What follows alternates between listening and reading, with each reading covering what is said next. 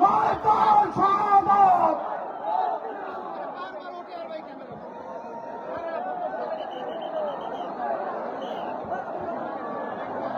আসসালামু আলাইকুম ওয়া রাহমাতুল্লাহ। আলহামদুলিল্লাহি রাব্বিল আলামিন والصلاة والسلام على سيد الأنبياء والمرسلين وعلى آله وأصحابه أجمعين. أعوذ بالله من الشيطان الرجيم. بسم الله الرحمن الرحيم. الذين إن مكناهم في الأرض أقاموا الصلاة وآتوا الزكاة وأمروا بالمعروف ونهوا عن المنكر. صدق الله العظيم.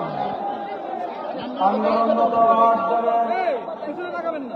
উদ্যোগে আয়োজিত খুলনা বিভাগীয় মহাসমাবেশে উপস্থিত সংগ্রামী সভাপতি ইসলামী আন্দোলন বাংলাদেশের মোহতারাম আমির পীর সাহেব কারমানাই হযরত সৈয়দ মুফতি মোহাম্মদ রেজাউল করিম, উপস্থিত সম্মানিত প্রধান অতিথি বাংলাদেশ জামাত ইসলামের আমির জনাব ডক্টর শফিকুর রহমান সহ আন্দোলনরত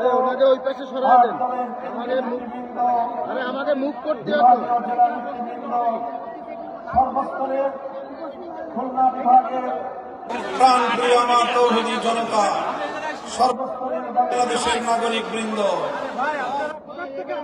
আজ বাংলাদেশের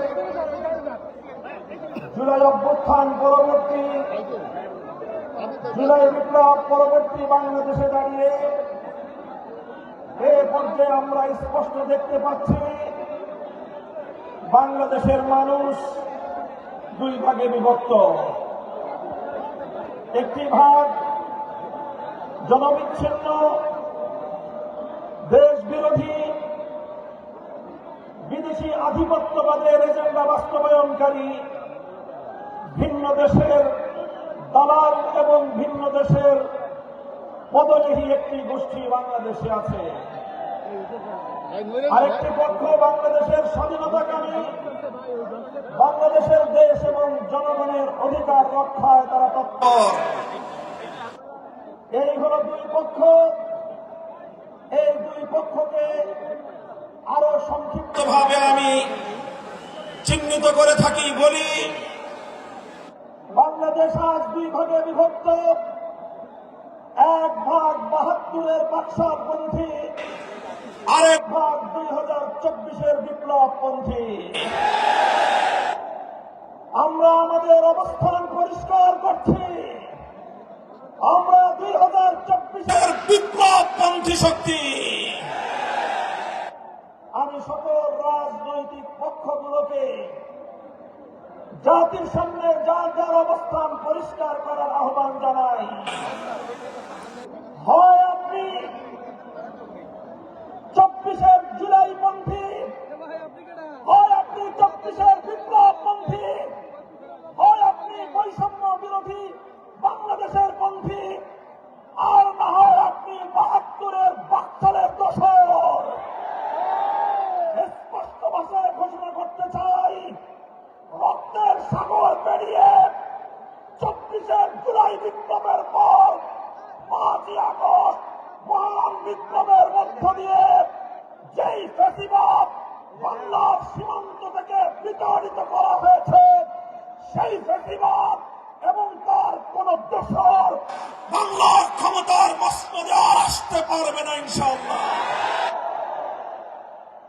সংগ্রামী দেশবাসী, আমরা বলতে চাই, জুলাই সনদ স্বাক্ষরিত হয়েছে।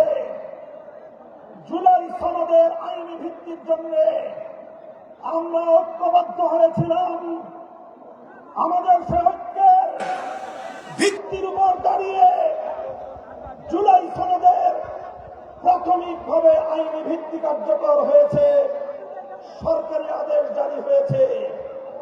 আমরা দাবি করেছিলাম জুলাই সনদকে চূড়ান্তভাবে আইনি ভিত্তি প্রদানের জন্য গণভোটের আয়োজন করতে হবে। বাংলার মানুষ সেই গণভোটের মাধ্যমে ইনশাআল্লাহ জুলাই সনদকে চূড়ান্তভাবে আইনি ভিত্তি প্রদান করবে। আমরা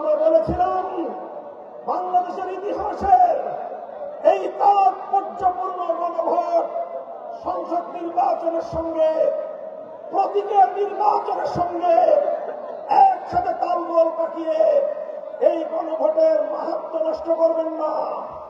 আমরা বলেছিলাম এই জুলাই সনদের গণভোটকে আগামী বাংলাদেশের মাইল ফলক হিসেবে প্রতিষ্ঠা করার জন্য আলাদাভাবে স্বতন্ত্রভাবে জাতীয় নির্বাচনের আগে গণভোটের আয়োজন করা হোক।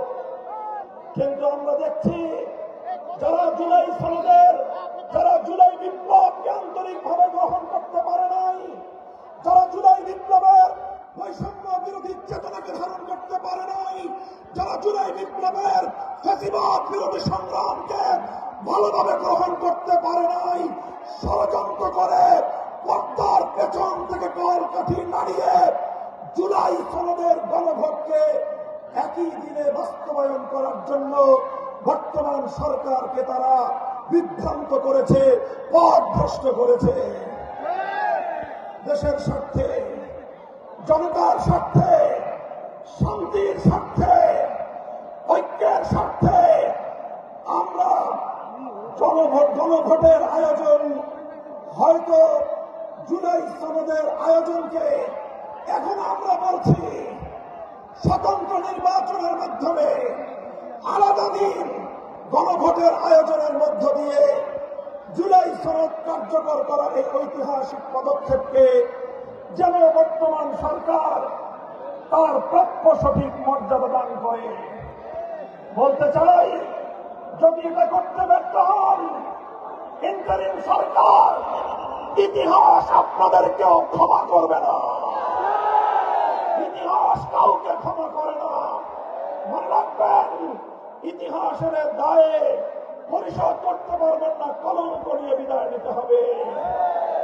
পরিষ্কার বলি, আমরা ইনশাআল্লাহ যেই ফ্যাসিবাদ রক্ত দিয়ে বাংলাদেশ থেকে বিদায় করা হয়েছে, বিদেশি প্রভুদের এজেন্ডা বাস্তবায়ন করার জন্য আমার বাংলার স্বাধীন জনপদকে যারা ব্যবহার করেছে, আজও যারা স্বপ্ন দেখছে বিদেশি প্রভুদেরকে খুশি করে আবার ক্ষমতার মসনদে আসবে, তাদেরকে বলতে চাই, বাংলাদেশের মানুষ আজ ঐক্যবদ্ধ।